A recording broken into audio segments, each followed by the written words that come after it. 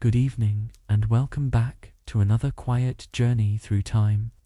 Tonight, we drift softly into the grand halls of the medieval world. The air is heavy with candlelight, laughter, and the distant sound of bells. In the midst of noble robes and polished armor stands a figure unlike any other, clothed in colors so bright they seem to dance with every move. Bells shimmer faintly as he bows before the king. This, dear listener, is the Jester. But who was he, really? Why did every royal court seem to have one of these curious figures whose job was both laughter and truth? Before we begin, how are you feeling tonight? Where are you listening from? Maybe it's late in your part of the world, and the stars are beginning to fade into silence. Or perhaps it's early morning, and you're seeking calm before your day begins. Take a moment to breathe, settle in, and let your mind rest. If you enjoy these quiet stories from the past, you can gently press like, subscribe, and turn on the little bell so you never miss the next peaceful story from history. Now, let's slowly step back in time together. Picture yourself walking through a great hall filled with long wooden tables. The smell of roasted food and burning torches fills the air. Nobles whisper, servants hurry, and musicians play softly in the corner. Then, a sudden burst of laughter rises as the Jester enters the room. His bright clothes and quick wit light up the court. But beneath the laughter, there's something deeper, something meaningful hidden within his playful words. The medieval court was a place of ceremony, politics, and power. Every gesture was watched, every word carried weight. Yet, amid this careful order, the Jester moved freely. He spoke when others could not, joked when silence felt heavy. People laughed at him, but sometimes they also listened. His laughter disguised lessons, his jokes carried gentle truths. To many, the Jester was simply a fool in motley clothes. But in truth, he was an artist of speech and timing. His tools were not swords or scrolls, but humor and understanding. He could ease a tense room with a single clever line. And though he wore the mask of foolishness, many jesters were wise observers, men who knew when to speak and when to remain silent. The sound of bells on his hat became a signal that lightness was coming, a reminder that even kings could laugh. His outfit, though strange, was filled with meaning. Bright colors symbolized both joy and contradiction, just as truth can hide behind laughter. His cap, often shaped with 3 points, represented both mockery and balance, a quiet acceptance that wisdom sometimes wears a foolish face. Imagine the flicker of torchlight dancing on the Jester's clothing as he performs before the royal table. His voice rises and falls like a melody, teasing the powerful without crossing the line. His humor is careful, crafted like poetry. The nobles laugh, but the king listens. For within the laughter, there may be something worth hearing, a warning or a lesson, gently wrapped in jest. Outside the hall, the world was not filled with laughter. Life in medieval times was hard for most. But inside those stone walls, for a brief moment, joy and truth shared the same breath. The Jester reminded everyone, noble or servant, that humility was a form of wisdom, and that laughter was a mercy allowed by the will of the Almighty. Jesters were not just entertainers. They were bridges between the powerful and the ordinary. Their words carried humor, but also honesty. A well-placed jest could soften anger, or help a ruler reflect on his decisions. They were, in many ways, the conscience of the court, though few would dare call them that aloud. And so, within those candlelit halls, the Jester's voice became part of the rhythm of royal life. When nights grew long and tempers short, his laughter brought warmth. When pride swelled too high, his words offered quiet balance. His gift was not the power of magic or fortune, but the ability given by the most merciful to remind others gently of their humanity. Sometimes the jester's performance was not only for laughter, it was a kind of reflectioner mirror held up to the court itself. His stories often spoke of simple farmers or travelers, but the message inside them was meant for kings and nobles. Through these gentle tales, he reminded those in power that wisdom could come from anyone, even a so-called fool. There were moments when silence followed his words, when even laughter paused. The court would grow still, the meaning of his joke lingering in the air. And in that stillness, something rare happened, people thought. Perhaps that was the jester's greatest art, not in making others laugh, but in making them think while smiling. His freedom to speak was unusual in those times. Others who questioned authority could face punishment, yet the jester was protected by his role. Still, that protection was delicate. One misplaced word, one joke taken too far, could end his place at court. So he learned, balance the art of truth hidden within humor. It was a skill that few could master. Outside of the courts, stories of jesters spread through towns and villages. Traveling performers tried to imitate them, carrying joy to the people. But the true court jester was something different. He was both entertainer and counselor, a reminder that laughter could coexist with thoughtfulness. His was a wisdom shaped by observation, not by books or titles. Even kings valued such a companion. In moments of doubt or anger, a few well-spoken words from a trusted jester could bring clarity. It was said that some rulers kept jesters not just for amusement, but because they were among the few who dared to be honest. Honesty, after all, was a rare gift, especially in the shadow of power. The jester's voice often filled quiet evenings when the court gathered after long days of decisions and disputes. His tales blended humor and reflection, reminding everyone that time passes, fortunes fade, and laughter itself is a mercy granted to ease the heart. In a world so bound by duty and pride, his presence was a breath of humanity. As nights grew colder and the great halls dimmed, the sound of his bells became a comfort. They reminded the court that beyond gold and crowns there was still joy, that in all of life's complexity, the simplest truth remains contentment and humility bring peace. By the grace of the Almighty who grants all ease, when dawn came and the court returned to its business, the jester's laughter would still echo faintly through the corridors. Some might forget his jokes, but not the feeling they left behind. He was both a whisper and a memory, a small yet lasting voice that balanced power with perspective. And so, as centuries passed, the image of the jester became more than a figure in bright clothes. He became a symbol of gentle truth, of courage through humor, and of humility within wisdom. A reminder that even in grand halls, sometimes the quietest lessons are spoken with a smile. So tonight, as you rest, let that image stay with you, the soft sound of bells, the flicker of torchlight, the gentle laughter in the still air. The world may have changed, but the reminder remains. Kindness, honesty, and reflection are timeless. Sleep peacefully, dear listener, and may your night be calm and full of quiet thoughts. At first glance, the jester seemed simple, a performer dressed in strange colors, moving from joke to joke.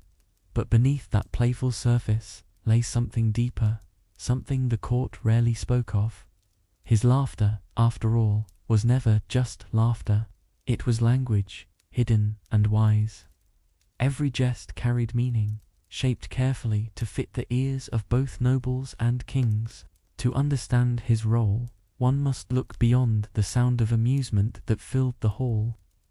The jester was not merely there to entertain, he was there to observe. Every conversation, every frown, every whisper that passed between courtiers became part of his understanding of the world. He listened more than he spoke, and when he did speak, it was often to reveal truths that no one else dared to mention. In a world where power was absolute, words could be dangerous. Many at court feared to speak their minds, knowing that even a hint of criticism could cost them favor or worse.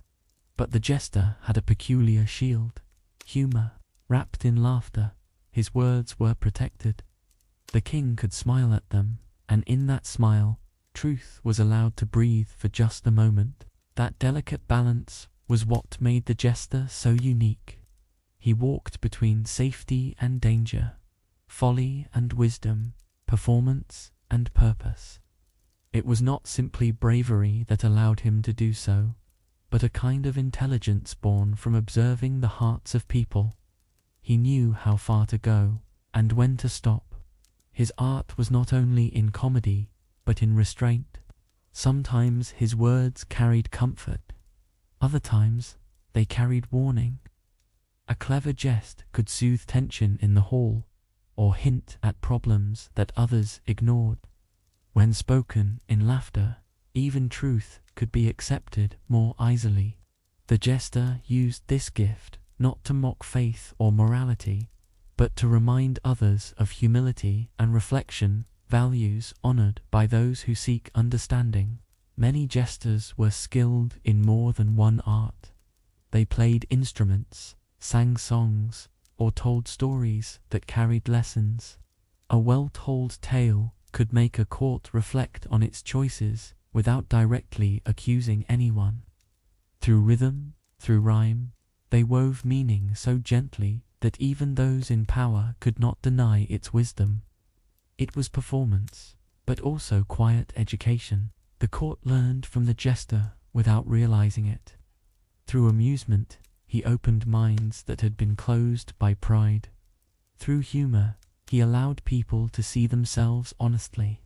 This was his silent mission to awaken thought where formality had silenced it. A smile might fade, but an idea born within laughter could linger for years. Not every jester succeeded. Some spoke too freely and lost their place, while others stayed silent and were forgotten. The best of them understood balance, the subtle art of serving truth without harm. For them, the court was a stage, and every word was part of a fragile performance between honesty and survival. Even kings, surrounded by luxury and authority, could grow lonely or weary. The jester, with his bright clothes and kind wit, was often the one person allowed to speak to them as an equal in spirit. In the midst of titles and bows, he brought something rare, sincerity. For even a king needed someone who dared to laugh with him, not just for him. And so, within those vast halls of stone and light, the jester stood as both fool and philosopher. He made laughter sound like music, and truth feel gentle. His gift was not the ability to control or deceive, but to connect, to remind every soul present that wisdom and humility can share the same voice. The jester's humor often revealed the strength of his understanding. He could read a room the way a poet reads silence. Before speaking, he studied expressions, the tilt of a noble's head, the heaviness of a sigh, the way the king's eyes lingered on nothing. Then, at the right moment, his words would fall like gentle rain, soft, but full of meaning. Laughter followed, yet beneath it, the court would think. Some might smile knowingly, realizing the truth inside the jest. Others might glance away, pretending not to understand. But the message always reached its mark, wrapped carefully within amusement. The jester's role was not to embarrass, but to awaken reflection without accusation. There was wisdom in his craft, shaped not by study alone, but by compassion. A jester who lacked empathy could not last long. His humor would cut too deeply, his words too sharp. The true art was kindness, knowing how to make others laugh while still preserving their dignity. That delicate mercy was what made him so valuable and so rare. Within royal courts, tension was constant. Politics turned allies into rivals, and ambition often clouded judgment. Yet in those moments, the jester's laughter could calm storms that speeches could not. He reminded the court that power without humility leads only to unrest. And though his bells jingled lightly, his lessons carried weight. Sometimes the jester's words traveled beyond the walls. Messengers, servants, even guards repeated his jokes, sharing them across towns and villages. Through laughter, his voice reached far beyond the nobility. His truth became part of the people's memory, teaching that even within the highest halls, a humble heart was still the noblest thing of all. The jester's life was not one of luxury. He lived close to power, but never possessed it. Yet, he found contentment in his purpose to make people smile and think. In his way, he showed gratitude for his talent, using it as a gift, not a weapon. That sense of balance gave him peace, even in the most unpredictable court. Those who listened carefully began to understand that the jester's foolishness was only a mask. Beneath it was awareness, a reminder that laughter and reflection are both blessings when guided by sincerity.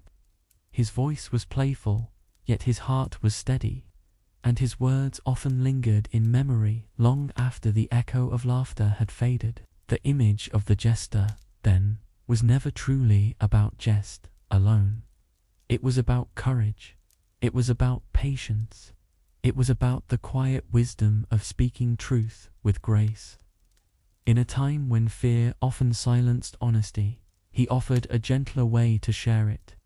And for that, his presence in history still feels deeply human. As the candles burned low and the night grew heavy with calm, the jester's laughter would settle into silence. Around him, nobles would return to their seats, thoughtful and quiet. In that soft stillness, something precious happened. The court, for a moment, remembered humility. And that, perhaps, was the truest form of wisdom his words could give. The jester's appearance was as remarkable as his words. In a sea of grey and gold garments, his colours stood out like a living painting, bright reds, deep blues, soft yellows, and greens that shimmered under torchlight. These were not chosen for vanity. Each colour carried meaning, each thread a symbol of contrast between joy and humility, light and shadow, wisdom and folly. His costume was not merely decoration, it was a reminder that truth often wears unexpected colours. The most recognizable part of his outfit was the cap 3 points that hung loosely from the head, each tipped with a small bell. The sound was light and musical, echoing softly through the great hall. It was said that the 3 points represented the balance of speech, silence, and reflection. When the jester moved, the bells reminded everyone that every action, no matter how small, could carry meaning. The bells were not meant to draw attention alone. They were a signal of presence, sign that even the smallest sound can bring awareness. In many ways, the jester's bells resembled the way truth travels quietly through noise, reaching those who choose to listen. Their ringing broke tension and filled the air with something simple yet reassuring. The reminder that laughter could be both healing and wise. The fabric of the jester's costume was often made from whatever materials the court could spare. Some garments were stitched from scraps of noble clothing, creating a patchwork of discarded beauty. This too held symbolism. The jester wore the cast-offs of power, yet he gave them new life. Through him, what was once overlooked became meaningful, again a lesson that value is not always found in newness or wealth. The colors also reflected his purpose. Red symbolized courage, the bravery to speak the truth through humor. Blue stood for loyalty, his duty to be honest without cruelty. Yellow carried warmth, the kindness in his words that softened the sting of reality. Green, often used sparingly, represented renewal, the hope that laughter could restore balance after moments of tension. His costume, in truth, was a language without words. When the jester stepped into the hall, his outfit announced his role before he spoke. It told the nobles and courtiers that this was not a man of politics or hierarchy, but of reflection. His colors freed him from the rigid formality of the court, allowing him to move where others could not. He was both part of the gathering and apart from it, a walking contradiction, yet a necessary one. Even his shoes were designed with purpose. Their curled ends, tipped with small bells or thread, made his movements graceful yet slightly ridiculous. Every step was deliberate, meant to remind others that even the most confident walk could stumble. This gentle humility was at the heart of his character. He did not mock human weakness, he revealed it softly, allowing others to smile at their own imperfections. Over time, the jester's outfit became a kind of uniform recognized across kingdoms. Each variation told the same story: bright colors, jingling bells, and the unmistakable symbol of a cap divided in three. Yet beyond its pattern lay something spiritual in its message. The jester dressed not for vanity, but to embody a truth, that wisdom and humility are often hidden beneath appearances others might laugh at. Artists and writers of later centuries often misunderstood the jester's appearance, imagining it as pure foolishness. But within its design lay subtle depth. The combination of playful shapes and deep symbolism was intentional. It allowed the jester to speak of life's balance between joy and sorrow, speech and silence, dignity and humility. His attire was not a costume of chaos, but of meaning. And as he moved through the court, the sound of his bells mixed with the murmur of conversation and the flicker of light against stone walls.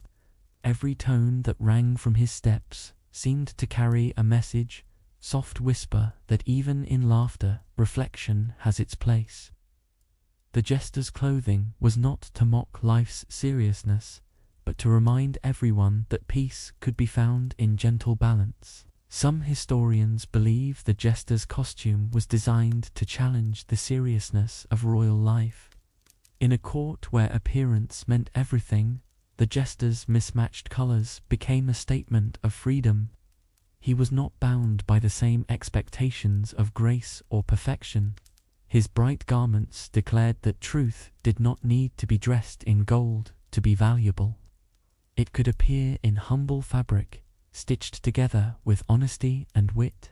The jester's attire also served a practical purpose.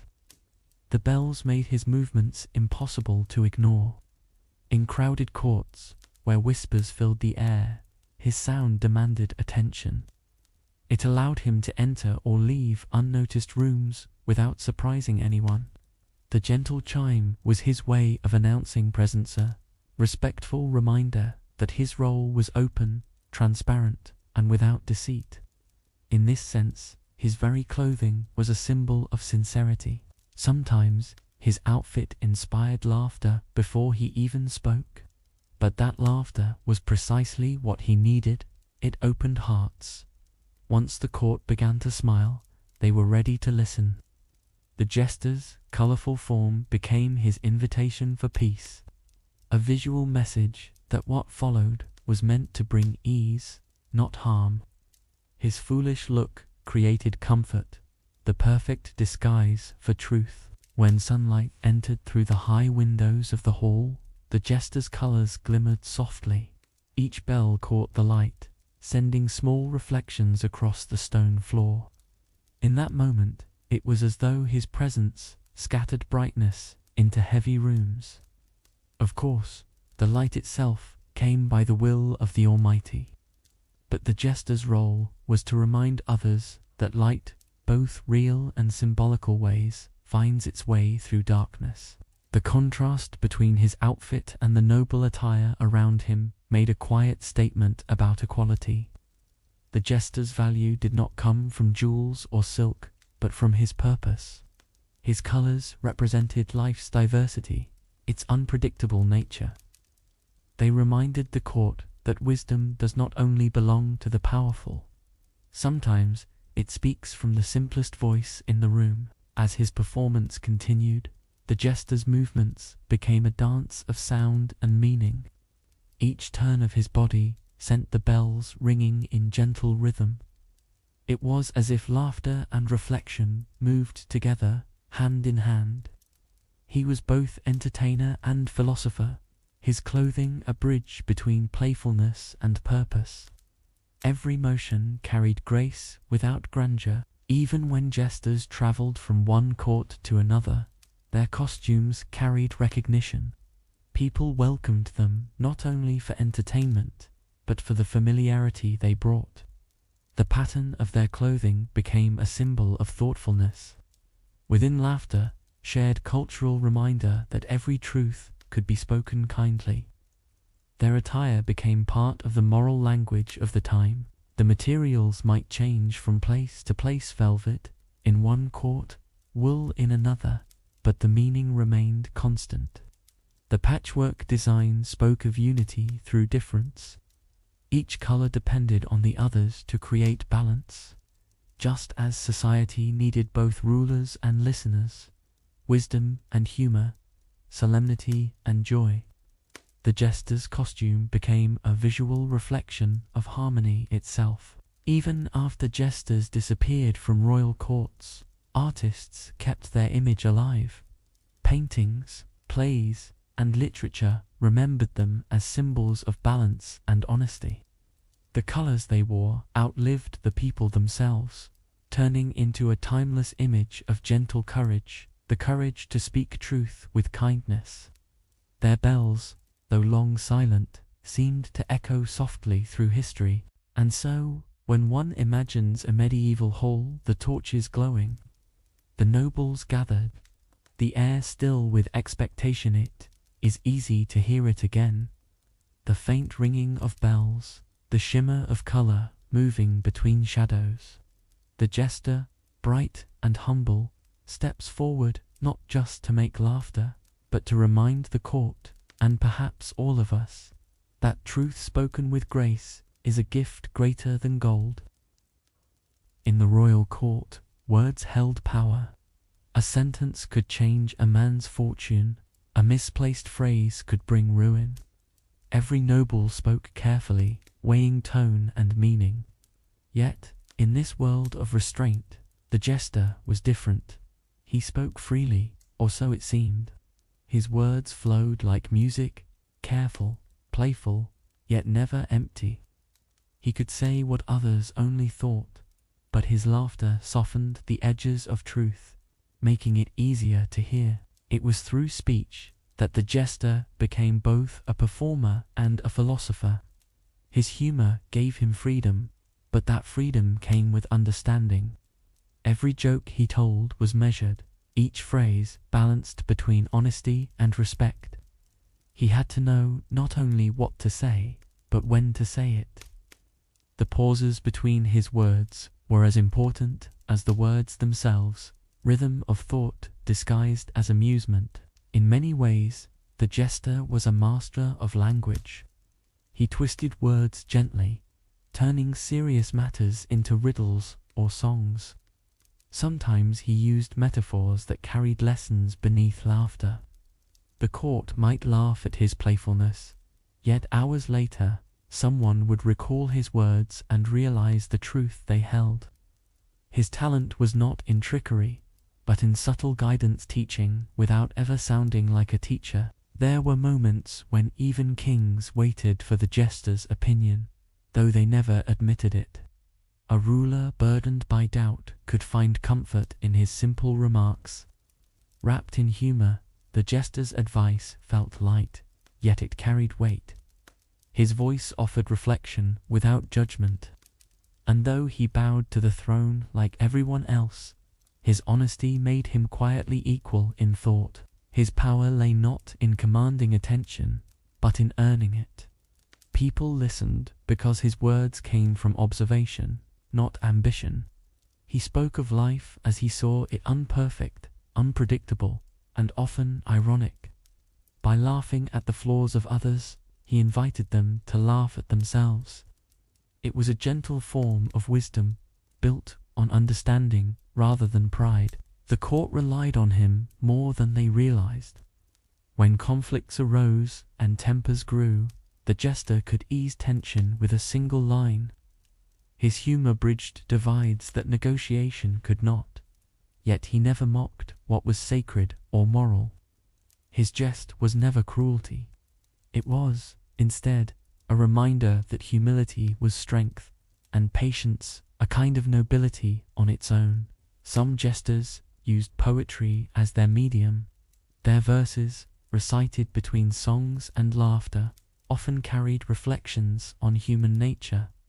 They spoke of time, of change, of how quickly joy and sorrow passed.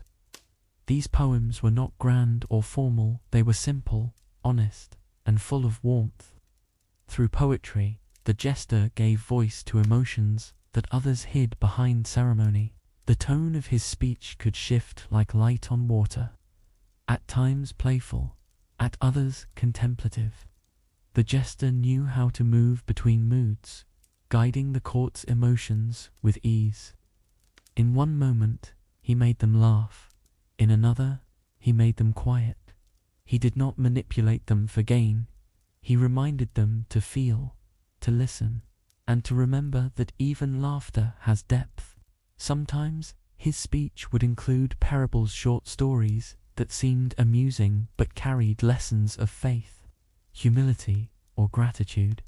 These tales did not praise kings or glorify power. They praised reflection and kindness. They reminded the court that everything in life, from joy to sorrow, was allowed by the will of the Almighty, and that every blessing carried responsibility. And so, within the echo of laughter and the hum of voices, the jester's words found their place. They did not fade when the night ended. They lingered, quiet but persistent, in the minds of those who listened. His speech was not meant to impress, it was meant to awaken something gentle within the heart, something that spoke of honesty, simplicity, and balance. There were times when the jester's words did more than entertain, they protected lives. By turning harsh truths into humor, he could warn a ruler of danger without creating fear. His jesting became a form of diplomacy, wrapped in kindness. It was a reminder that wisdom can be spoken softly and still be heard.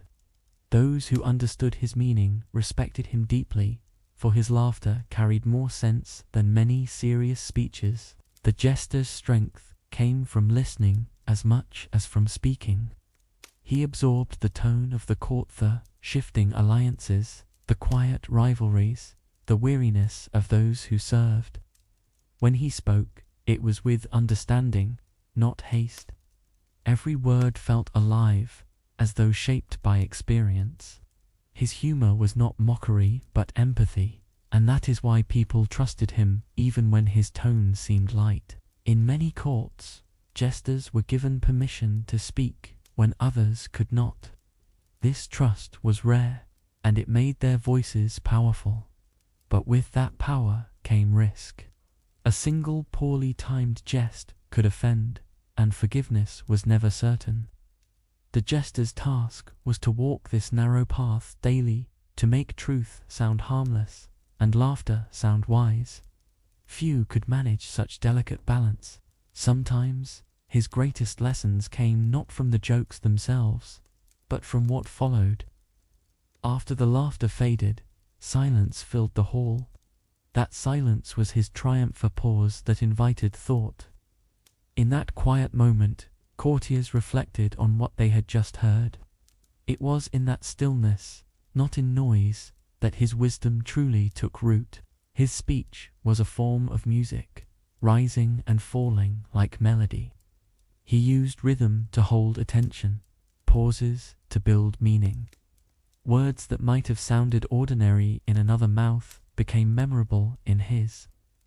There was harmony in his delivery, a cadence that soothed the heart while stirring the mind. It made his presence comforting even to those he gently teased. There was also humility in how he spoke. He never claimed to be right. He simply offered ideas through laughter. He did not command others to change, but invited them to see differently. His humility made his words stronger because they came from sincerity.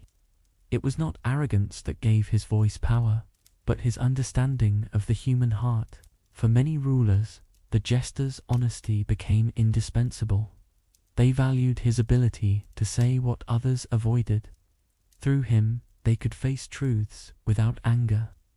The jester reminded them that leadership required patience, and that those who rule are still human, subject to the same flaws, fears, and hopes as everyone else. His role was to guide without control, to correct without scolding. Even outside the court, his reputation traveled. People repeated his stories, quoting lines that had once filled noble halls. His phrases became small pieces of wisdom shared by merchants, travelers, and workers. Though they never met him, they carried his lessons forward, proof that words, when spoken with sincerity, can travel far beyond walls of power. In time, the jester's art influenced poets, scholars, and storytellers. The blend of humor and reflection became part of cultural tradition. Plays, songs, and writings borrowed his method, using laughter to speak of life's fragility, of gratitude, of the importance of mercy. Through this legacy, his voice continued long after his bells went silent, shaping how people understood both joy and truth. And as nights in the court grew long, his voice would linger last. After the music faded and the torches dimmed, his final words often carried calm over the hall. They reminded everyone present that speech, when guided by kindness and wisdom, is one of the greatest gifts granted to humankind. To humankind means not just to amuse, but to understand one another. The bond between a jester and a ruler was unlike any other in the medieval world. In a place where nearly everyone spoke with caution, the jester alone could speak freely. That trust was not granted easily, it was earned through loyalty, patience, and a rare kind of honesty. He stood close to the throne, yet carried none of its burdens. Instead, his role was to lighten them, to turn the weight of leadership into moments of laughter and reflection. Many kings and queens valued their jesters, not merely for humor, but for companionship. Rulers lived surrounded by advisors, soldiers, and courtiers, it with motives and expectations. Yet among them, the jester was often the only one without ambition. His purpose was simple: to bring peace to restless hearts. In that simplicity lay something pure, a friendship unshaped by politics or pride. The jester's place beside the ruler was symbolic as much as practical. While others bowed deeply and spoke in formality, he could look directly into the king's eyes. This closeness allowed him to see what others could not: the fatigue behind the crown, the loneliness hidden beneath command. Through gentle humor, he offered comfort that neither power nor wealth could give. Sometimes, he traveled with the royal household, riding alongside them during long journeys. In times of uncertainty or conflict, his presence brought ease. His songs broke silence. His stories filled the cold air with warmth. For soldiers and servants alike, hearing him was a reminder that hope could still live, even in weary times.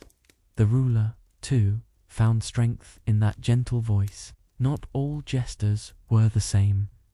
Some were wise elders with calm insight.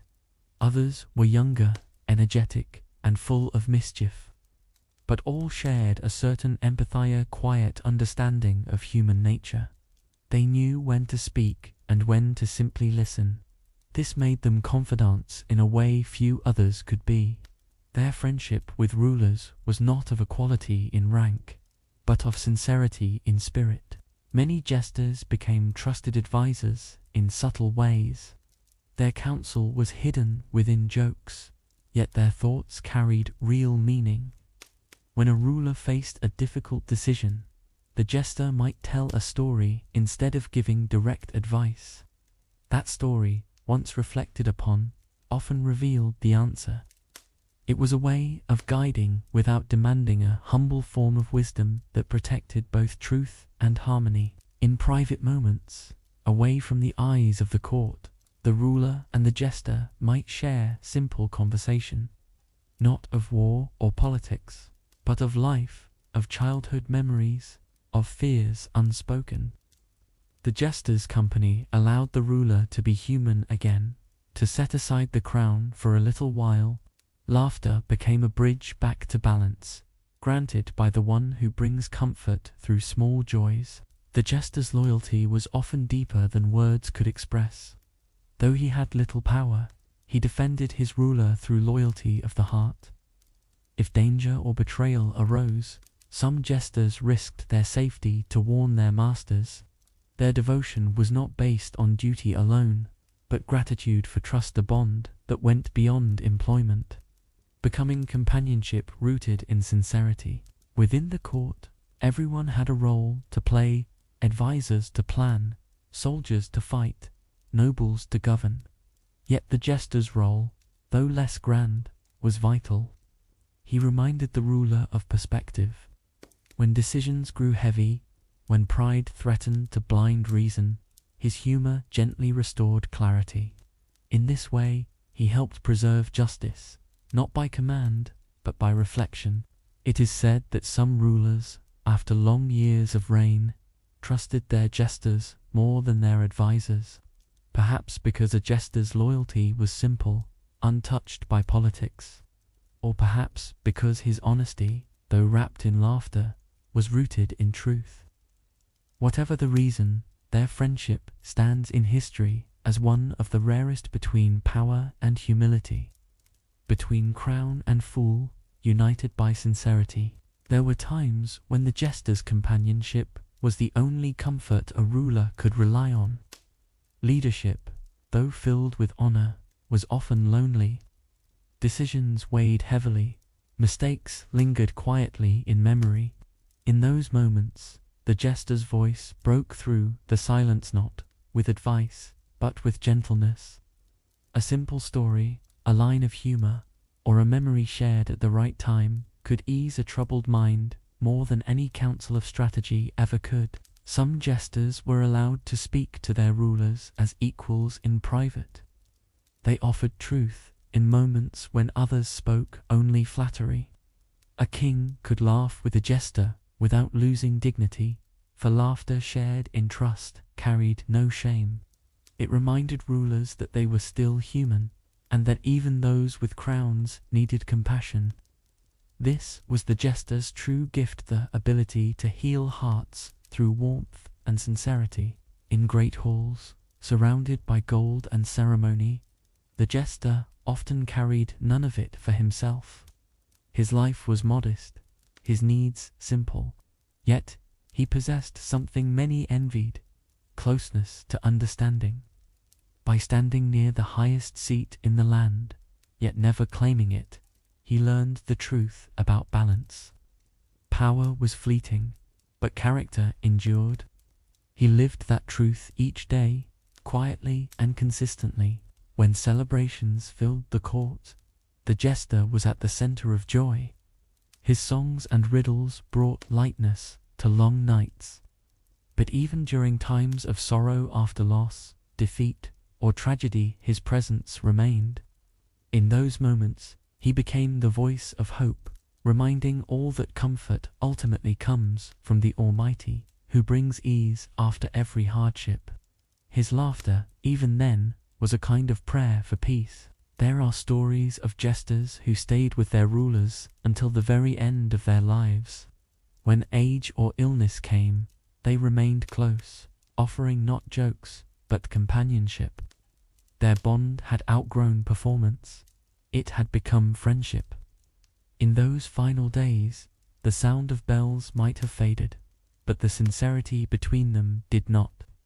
Their conversations turned softer, filled with gratitude for the years they had shared. In quieter courts, where tension was less but solitude remained, jesters often became guardians of calm. Their presence reminded rulers not to lose themselves in ceremony or pride. Through laughter, they brought humility. Through kindness, they inspired reflection. Even when the world outside grew uncertain, the jester's steady humor was a reminder that patience is strength and contentment is wisdom. Some rulers rewarded their jesters, not with riches, but with trust. They granted them freedom to speak, to rest, to travel. This respect was rare, but deeply meaningful. It showed that the value of a companion was not measured in gold, but in the peace they brought to one's heart. A single honest voice was worth more than a hall full of praise. Over time, as courts changed and new rulers rose, jesters began to fade from daily life. Yet, their spirit remained in other forms, in advisors who spoke truth gently, in poets who reminded people of humility, in storytellers who used words to heal.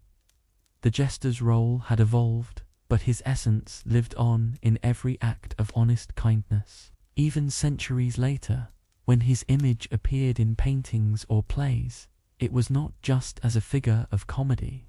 It was as a companioner reminder of the importance of sincerity in power and warmth in leadership. His laughter symbolized a truth that never grows old, that guidance given with gentleness lasts longer than orders spoken with fear. And so, when one imagines a medieval court, filled with grandeur and silence, the jester's voice still echoes faintly between the walls, not the noise of mockery, but the tone of friendship. It is the sound of loyalty, compassion, and the courage to speak kindly, even to kings. His presence reminds us that true companionship lies not in status, but in sincerity of the heart. Not every jester was the same. Some were musicians, others poets, and a few were skilled acrobats who could move with the grace of dancers. Each brought a different gift to the court. But what united them was not their performance, it was their purpose. They were reminders that laughter and reflection could live side by side, that wisdom could be shared through joy. They were, in many ways, teachers disguised as entertainers. A jester's value was not in the sound of his jokes, but in the meaning behind them. Some spoke little, relying on music or movement to express what words could not. Others wove stories filled with gentle lessons about patience, humility, and balance. Every performance, whether in speech or silence, carried the same intention to remind the court of humanity's softer side in a world ruled by pride. Their talents were vast and deeply varied. One might play the lute and sing verses that told of the fleeting nature of power. Another might juggle objects while speaking riddles about faith, loyalty, or time. The performance was art, but also reflection, a space where even the most powerful were reminded that strength without kindness meant little.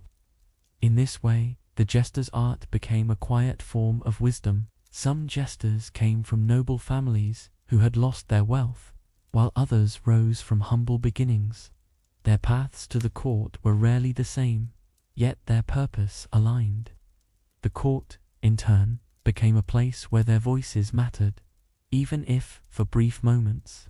They were not bound by class or title, but by insight, rare equality within the walls of royal hierarchy. In their own way, jesters represented something close to freedom. While courtiers followed strict rules of behavior, the jester moved differently. He could laugh, stumble, and speak with honesty without losing his place. This freedom gave his presence power, though he never sought it.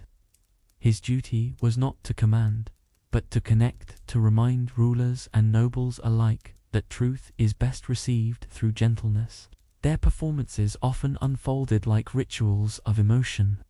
One moment the court would be filled with laughter, the next with thoughtful silence. The jester understood how to shift the room's energy, to guide it naturally from joy to contemplation. It was this rhythm, this control through kindness, that made him irreplaceable. He didn't just entertain, he helped the court breathe. Even those outside the palace felt their influence. Traveling performers, inspired by court jesters, brought stories and songs to towns and villages. Their art carried echoes of that same balance between amusement and reflection. Through their performances, laughter reached people who had little, giving them comfort, a reminder that peace begins with gratitude for small joys granted by the will of the Almighty. Some jesters were scholars in disguise, men who had studied poetry, philosophy, or language. Their knowledge gave their performances depth. When they spoke, they did not simply jest, they questioned, they inspired. Hidden in their riddles were truths about life's uncertainty and the need for patience. To the untrained ear, it was humor. To those who listened closely, it was wisdom. Even the act of juggling or mimicry held meaning. When a jester tossed objects into the air and caught them with ease, it mirrored the balance of life itself. Each throw represented uncertainty, each catch a reminder of stability. His performance became a reflection of human effort, how we strive to maintain order amid chaos, with trust that ease will follow every difficulty. For rulers and nobles, the jester's art became a moment of escape.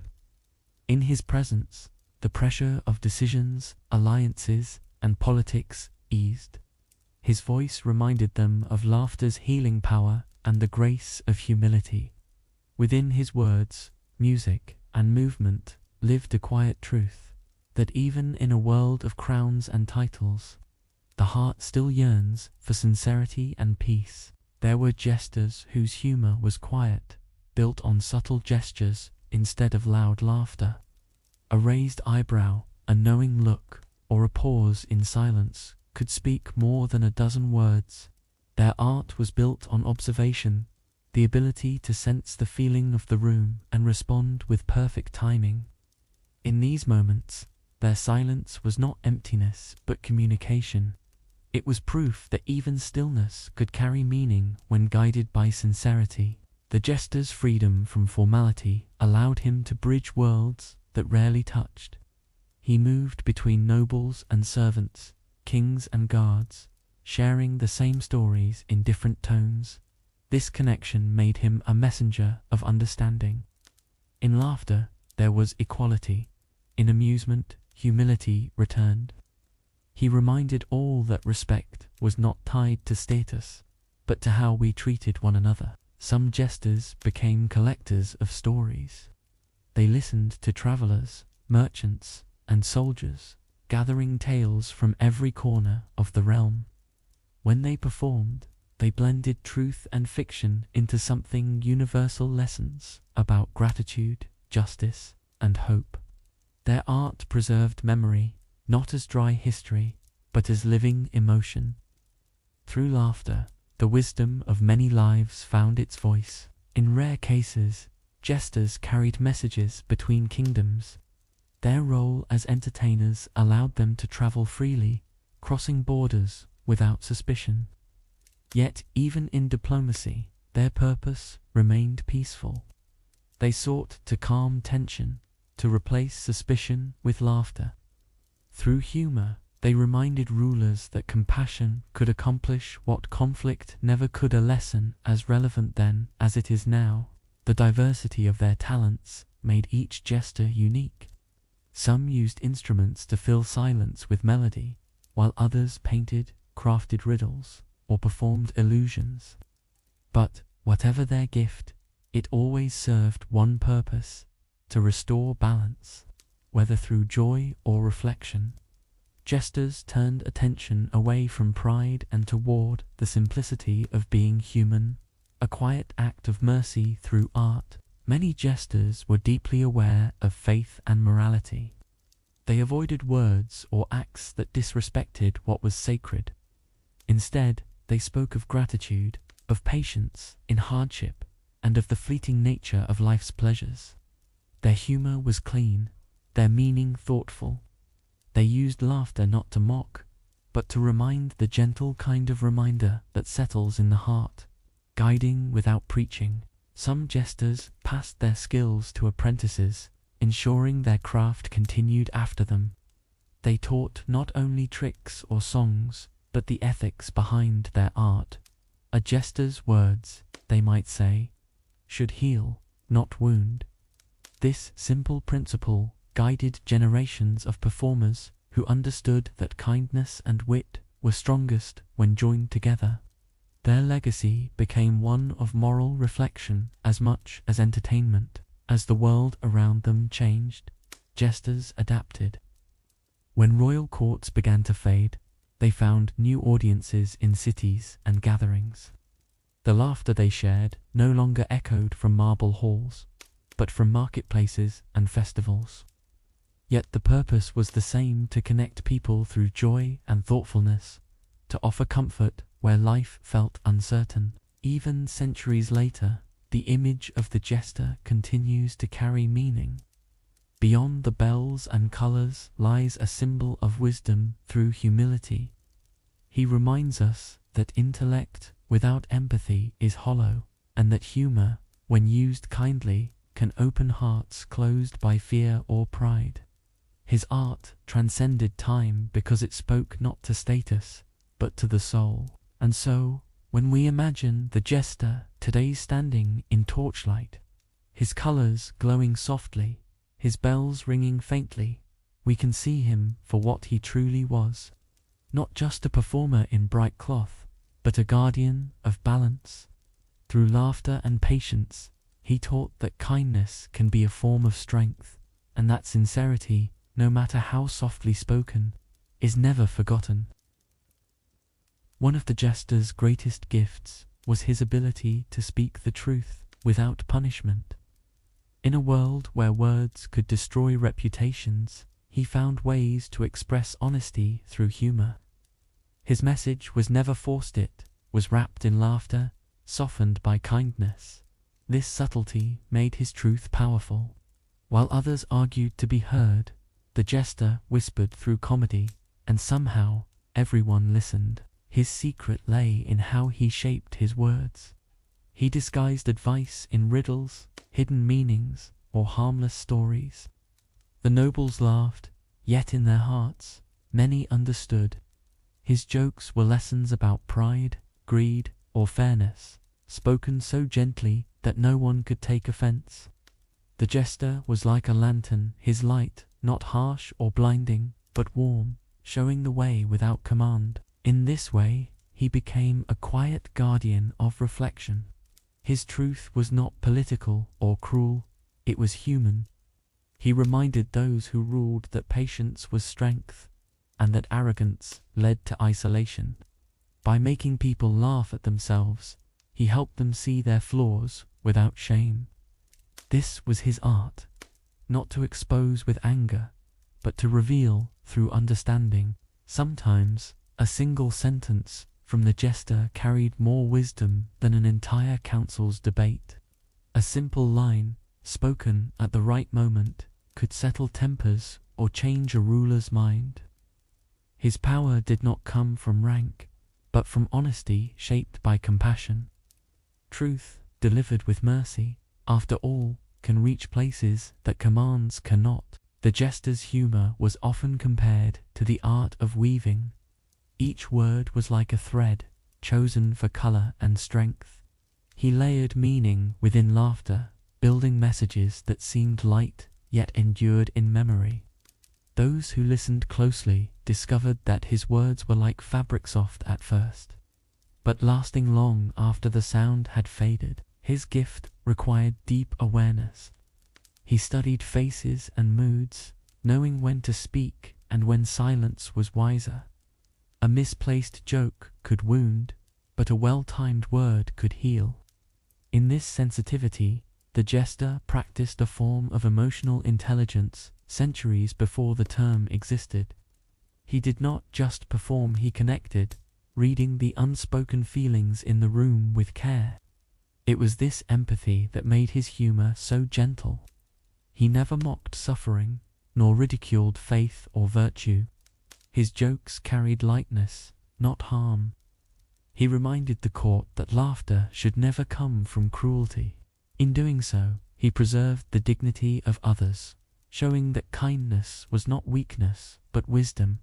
True humor, he knew, uplifted rather than diminished. Some jesters used storytelling as their strongest tool. A short parable about a farmer, a traveler, or a child could hold deeper meaning than any direct remark. These stories felt safe, fictional, and harmless, yet they allowed reflection. Listeners could see themselves in the tale without feeling accused. This was the jester's most delicate craft, teaching through imagination. In private, the ruler sometimes asked for the jester's thoughts directly. Yet even then, the jester rarely spoke plainly. Instead, he told a story, paused midway, and waited for the ruler to understand. The pause itself was part of his message, a reminder that understanding is earned, not given. His wisdom was not about delivering answers, but awakening realization. The subtle truth of the jester was that laughter itself could be moral guidance. It softened hearts that pride had hardened. It replaced tension with humility and fear with thoughtfulness. Through this quiet art, the jester became a rare kind of teacher, one whose lessons needed no classroom, only a kind smile and a moment of listening. Some jesters used irony to open the eyes of the proud. They spoke as if agreeing with foolishness, only to let the meaning turn quietly upon itself. The laughter that followed was gentle, never mocking. In that laughter, realization bloomed. A ruler or noble would smile, yet somewhere within, a lesson settled. The jester never claimed victory for his words. His reward was silence, the thoughtful kind that comes when truth is finally heard. In his performances, truth often hid beneath exaggeration. A story stretched slightly too far, a situation made absurd. These were mirrors for the powerful. The court would laugh, but as they did, they recognized themselves in the reflection. The jester's art worked best when it was subtle, when humor allowed self-awareness to appear naturally, without force or embarrassment. To many, it seemed effortless. Yet this art required immense discipline.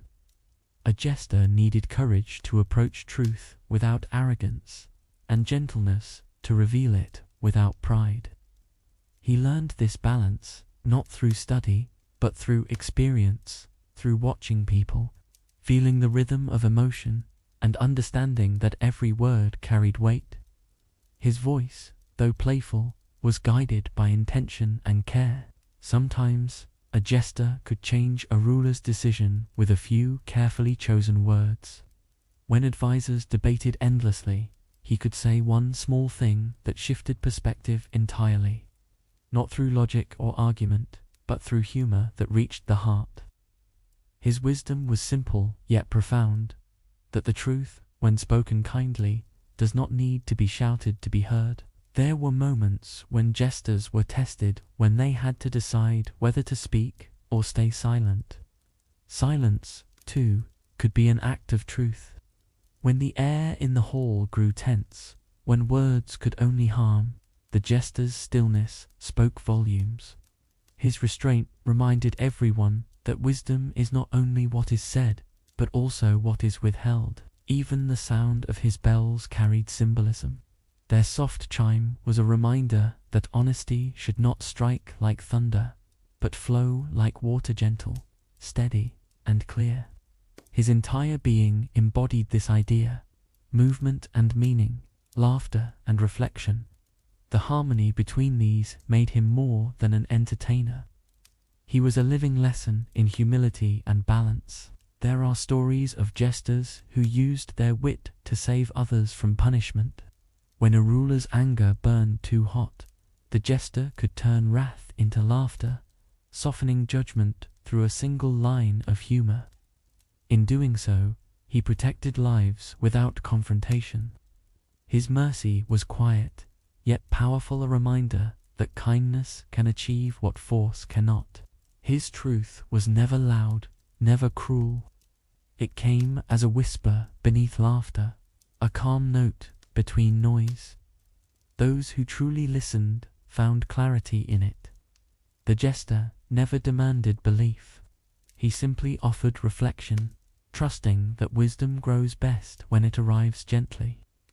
This was his philosophy: to let truth find its way into hearts without resistance. In later centuries, when jesters disappeared from royal courts, their spirit lived on in storytellers, poets, and thinkers who used humor to speak meaning. They carried forward the same lesson: that laughter can teach, that kindness can guide, and that truth, when spoken with grace, can last longer than power itself. The jester's legacy was not in noise, but in the quiet moments of understanding he left behind. And so, when we remember the jester, we remember more than a performer. We remember a messenger, someone who showed that truth and compassion can share the same voice. His subtle art remains a gentle guide through time, reminding us that wisdom does not always need to be declared. Sometimes it only needs to be felt. As centuries passed, the world of the jester began to change. The medieval courts that once echoed with music, laughter, and whispered truths grew quieter, replaced by newer forms of power. The world was becoming more formal, more polished, less forgiving of foolishness. In that silence, the jester's voice began to fade, not in failure, but in transformation. His time as a fixture of royal life was coming to an end. Kings and queens no longer needed daily entertainment in their halls. Politics had grown sharper, etiquette stricter. The laughter that once softened the edges of command began to seem out of place. New advisors arrived. Scholars and diplomats filled the space where jesters once stood. The jester's colorful clothing gave way to plain robes and parchment. Yet the memory of his bells lingered faintly in the hearts of those who once listened. The fading of the jester was not sudden, it happened quietly, like the dimming of candlelight. One by one, courts across Europe grew still. Performers who once spoke truth through laughter found fewer stages, fewer ears willing to hear. But history rarely erases what it values. The spirit of the jester did not die. It simply changed its form, finding new ways to live through words, art, and reflection. As theatres began to rise, many jesters found new homes there. Their humor became part of plays and comedies, their lessons woven into stories performed for all people, not just rulers. What was once whispered in royal halls was now spoken before crowds in city squares. In this new age, the jester's wisdom reached beyond kings, it reached the common heart. Writers and poets began to take inspiration from the jester's craft. They borrowed his balance of humor and insight, using it to explore human nature in all its forms. Through literature, the jester's laughter became immortal. He became a symbol, the voice that questions gently, that teaches through irony, that speaks wisdom with humility. Even when unseen, his presence was felt in every story that dared to speak truth kindly. In time, the world's understanding of humor evolved. Comedy was no longer a servant's role, but a respected art. What the jester had begun with laughter in candlelit halls now continued on the printed page, and later on the stage. His ideas of empathy, reflection, and balance became part of culture itself, quiet influence that shaped generations of thinkers and artists. But not all who remembered the jesters understood them. Some saw them only as clowns' fools, without depth, symbols of mockery rather than meaning. Yet those who looked closer knew better. They recognized that the jester's simplicity was his strength. Behind his humor lived centuries of wisdom about humility, kindness, and the nature of power itself. His silence in history was not absence, but endurance. In some places, jesters continued to appear at festivals and public celebrations. They wore the same bright colors and jingling bells, though their purpose had shifted. No longer counselors to kings, they now brought laughter to families, travelers, and children. Their art had returned to its roots, to bring comfort, to ease burdens, and to remind everyone that joy is a mercy allowed by the Almighty. As kingdoms turned into nations and courts gave way to governments, the jester became a relic of another time. Yet, in paintings and plays, his figure remained a man in bright clothes, smiling softly, holding a mirror to the world.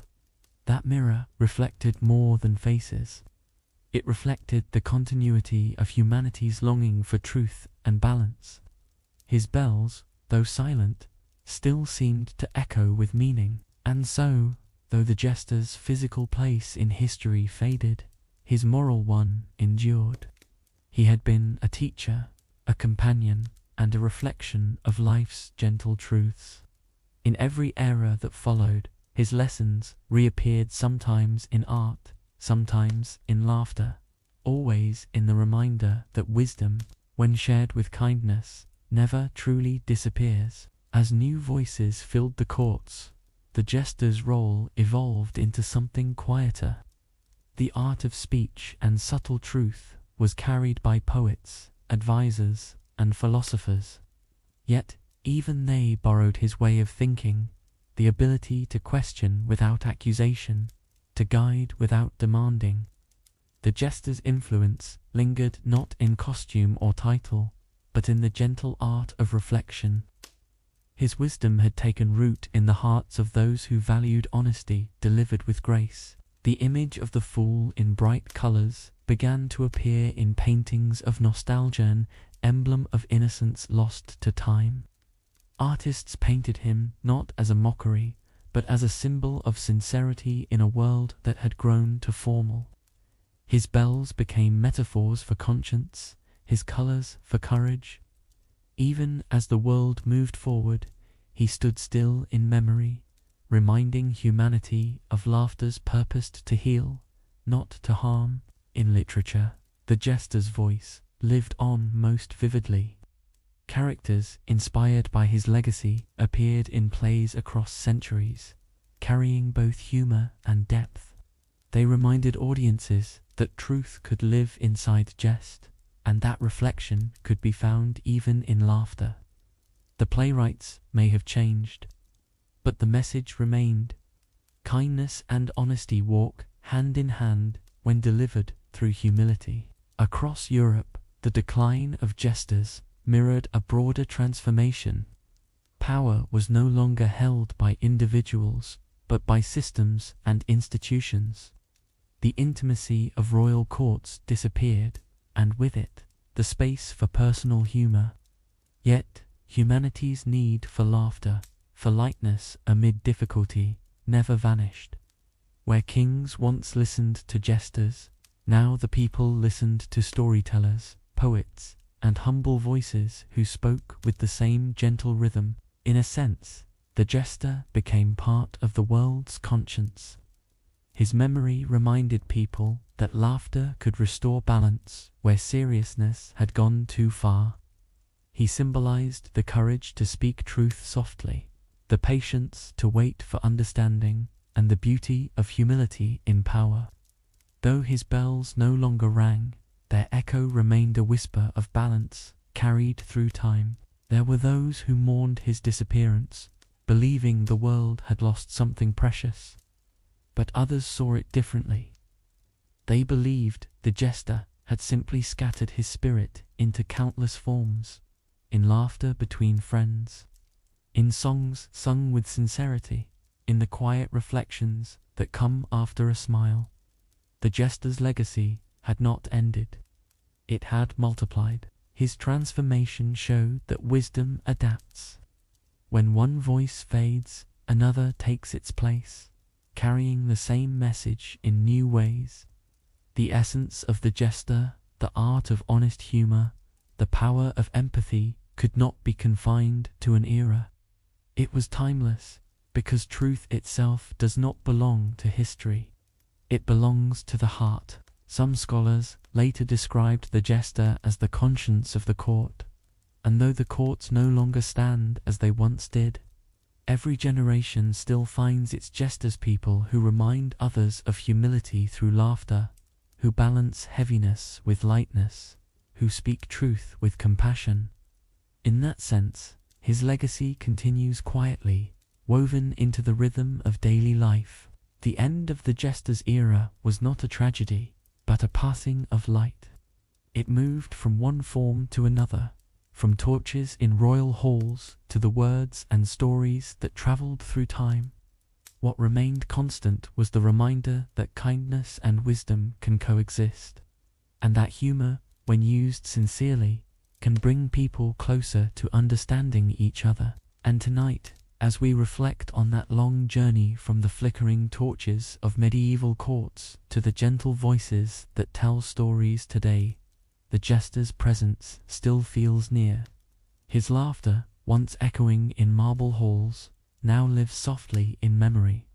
Through his art, he taught that truth never shouts. It simply waits to be heard with patience, grace, and the calm courage of sincerity. Even centuries after their voices faded from the courts, the echo of jesters remained in the world's collective memory. Their words, once wrapped in laughter, became lessons whispered through generations. Though their bells no longer chimed, their wisdom traveled quietly, passed down through stories, art, and performance.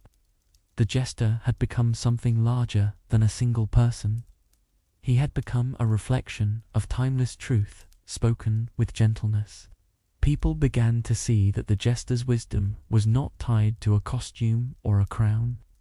It was part of something universal, the reminder that kindness in speech carries strength, and that laughter born from understanding can heal. The jester's laughter was never against others.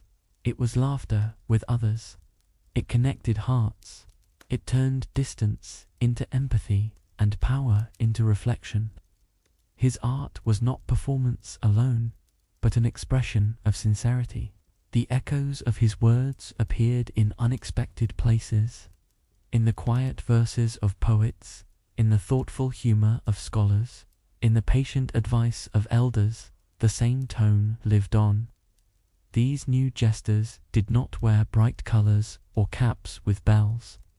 Yet they carried the same responsibility to speak with honesty, but never cruelty. Through them, the wisdom of the jester continued to grow, softly and unseen. Across Europe, storytellers began to honor his spirit through plays and poetry. In their works, the fool was never truly foolish. He was often the one who understood the world most deeply, hidden beneath humor and simplicity. Through this, the jester became a symbol of balance, the meeting point between wisdom and humility, between truth and compassion. The lessons of the jester found a home in every culture that valued thoughtfulness. His approach to truth, gentle, patient, and sincere, became a quiet form of moral guidance. It reminded people that it is possible to correct without anger, to teach without pride, and to speak truth without causing harm. His legacy was not about entertainment. It was about conscience. In art, He appeared as a lonely figure sitting under torchlight, holding a small instrument or a scroll. His smile was never wide, but common expression of contentment rather than amusement. Artists captured not his jokes, but his stillness. They saw in him something beyond humor, the image of reflection, of peace found in awareness, of truth spoken humbly for the sake of goodness. The echoes of Jesters also influenced how societies understood freedom of speech. Their way of blending honesty with humor showed that truth did not have to challenge authority with hostility. It could coexist with respect, guided by compassion. Their memory became a lesson for future generations, that words are powerful, and that gentleness often carries more weight than force. Writers from later centuries described jesters as voices of the heart. They were not historians, yet they preserved history through feeling. They did not rule, yet they shaped rulers. Their art had no weapon but laughter, and yet it softened even the hardest hearts. This quiet influence made them unforgettable, even long after their presence had vanished from royal courts. Their echoes also shaped how people viewed humility. The jester's life was proof that dignity did not depend on position, but on purpose. Though he stood at the lowest rank, his sincerity elevated him. He lived in service to truth and kindness, not power or pride. His example became a reminder that true wisdom often lives in unexpected places, in those who serve, observe, and speak with patience. And as the centuries turned, the jester became less a memory of a man and more a symbol of human conscience itself. He represented the voice within every person that urges balance and compassion, that laughs not to forget sorrow, but to live gently with it. In this way, the jester's spirit transcended history and became something deeply human, a reflection of grace in the form of laughter. In the centuries that followed, humorists, philosophers, and storytellers unknowingly carried the jester's torch. They stood before crowds, spoke softly, and offered laughter that lifted hearts. Though their stages were no longer lined with stone or gold, the essence was the same: to help people reflect while they smiled. Their words did not seek applause, they sought understanding. The same gentle wisdom that once moved kings now reached common homes. The jester's echo became part of education itself. Teachers and writers discovered that stories could awaken curiosity better than commands. Through parables and jokes, they reached minds that might otherwise turn away from dry lessons. This method, born in medieval courts, became a timeless teaching tool-proof that learning can come with ease when the heart is at peace. Even in faith and philosophy, the jester's presence could be felt, not in irreverence, but in humility. His laughter reminded people that arrogance blinds the mind, and that gratitude invites calm. His art, stripped of vanity, spoke of perspective, the idea that life's trials and triumphs are both temporary, that contentment is not found in status, but in gratitude for the blessings given by the Almighty. Artists across ages painted him not in jest, but in contemplation. In these depictions, the jester sits alone, the stage empty, his bells resting quietly beside him.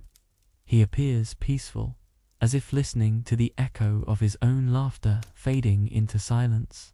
The scene feels less like an ending, and more like a prayer-still moment of gratitude for a life spent bringing reflection to others.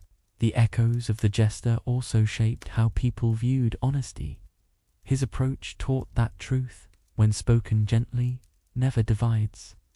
Even centuries later, his example reminded societies that peace begins in how we speak to one another. His laughter became a language of mercy, his wisdom a guide for those who wished to speak rightly, with compassion as their foundation. Some of his sayings were recorded and retold across Europe. They carried the rhythm of riddles, yet their meanings reached far beyond humor. They spoke of patience, humility, and self-awareness. Many did not know their source, yet the spirit of the jester lived in every phrase that balanced joy with reflection. His words had become part of the moral vocabulary of time itself. As generations passed, the idea of the jester grew softer, gentler, almost like a whisper from the past. His presence lingered in plays and poems, in lessons and laughter shared quietly between friends. Though the courts were long gone, the jester's legacy remained wherever people used humor to bring comfort or truth to bring peace. His laughter had become timeless. Some scholars later wrote that the jester embodied wisdom through humility. It was a perfect description. He was never above others, nor beneath them. He stood beside them, listening, reflecting, and sharing what he saw. Through him, people learned that sometimes the simplest words, spoken kindly, carry the greatest power. He turned laughter into understanding, and understanding into calm. As time went on, the jester's lessons blended into the everyday rhythm of life. Parents used humor to teach children patience. Friends used it to ease sorrow. Teachers used it to inspire. His influence spread quietly through acts of kindness, each one an echo of that old wisdom, reminding people that mercy and sincerity are never outdated. And so, even now, the spirit of the jester endures not in royal courts, but in human hearts. His laughter still lives wherever truth is spoken with care, and wherever reflection meets gentleness. Through his art, he taught that honesty need not be sharp, that laughter need not be loud, and that peace often begins with a smile born of understanding. As the sound of history grows faint, the jester's story settles like quiet dust on the floor of time. His bells no longer ring, his voice no longer fills the halls of kings, yet his spirit endures. It rests in the spaces between laughter and thought, between joy and humility. He remains a symbol of gentle truther figure who lived not to be remembered, but to remind others of what truly matters. In the stillness of the night, it is easy to imagine him once more. The glow of torches flickers against stone walls, and a soft chime breaks the silence. The court listens, not for noise, but for warmth. His words, though simple, carry peace. In their rhythm lies something ancient and universal, the call to reflect, to be kind, to be sincere in all things. The jester's greatest lesson was that words hold the power to shape hearts. He showed that truth, when delivered softly, becomes easier to accept.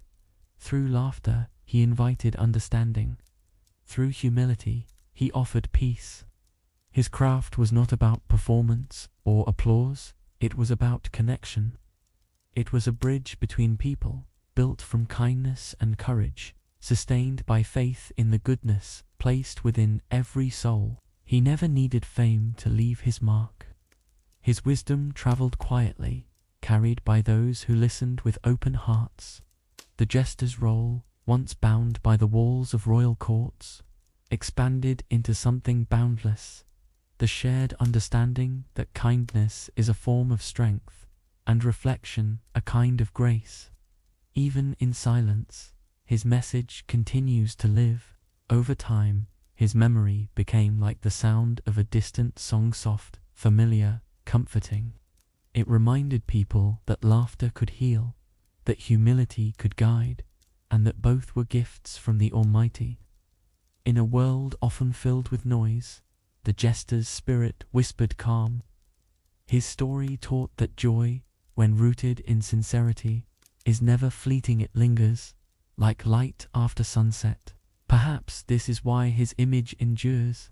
In art, in story, and in the quiet corners of memory, he stands for balance. His bright colors remind us that truth does not need darkness to shine. His bells remind us that every sound, even a small one, can bring clarity. He was never just a fool, he was a reflection of the wisdom that lives within every heart that listens. When we think of him now, we see not comedy, but calm, not chaos, but clarity. He walked a path between worlds, the world of laughter and the world of thought, and showed that they could coexist. His presence was a form of harmony, a reminder that joy and reflection are not opposites, but companions in the search for peace. Those who study history may find dates and names, but beyond the facts lies something deeper. The Jester's story is not about entertainment, it is about the quiet courage of honesty, the humility of wisdom, and the strength found in compassion. His laughter may have faded, but the values it carried remain constant, untouched by time. In every generation, someone carries that light forward.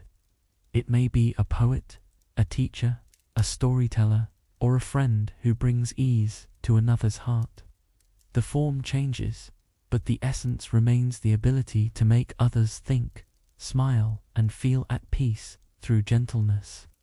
That was, and always will be, the Jester's truest legacy. And so, his bells rest, his stage long gone, yet his echo remains alive within us. He reminds us to laugh without cruelty, to speak truth with kindness, and to listen more than we speak.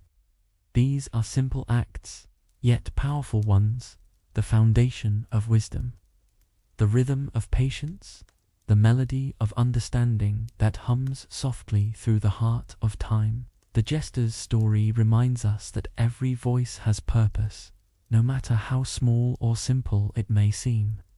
His laughter, though quiet now, still carries through the corridors of time.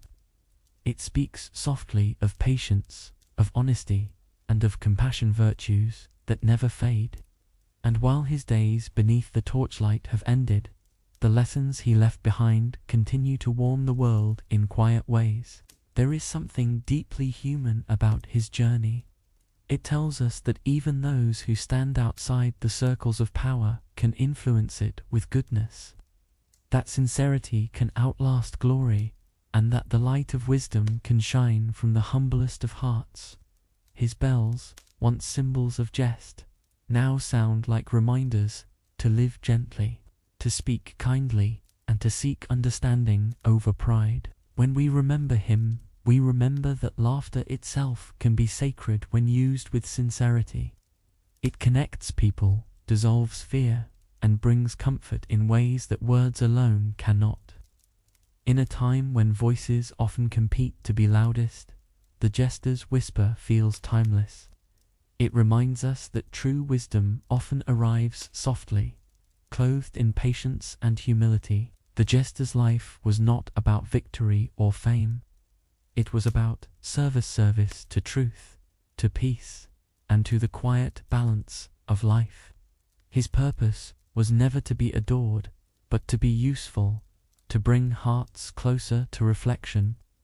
Through him, history teaches that the greatest legacies are not made of gold or monuments, but of kindness and understanding shared with others. Perhaps, somewhere deep within us, that same spark remains.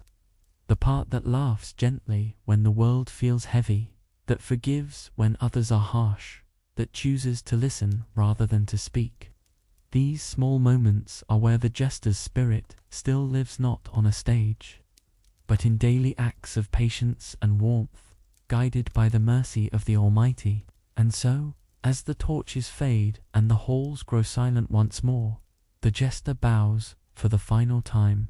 His bells make one last soft sound, carried away on the quiet air.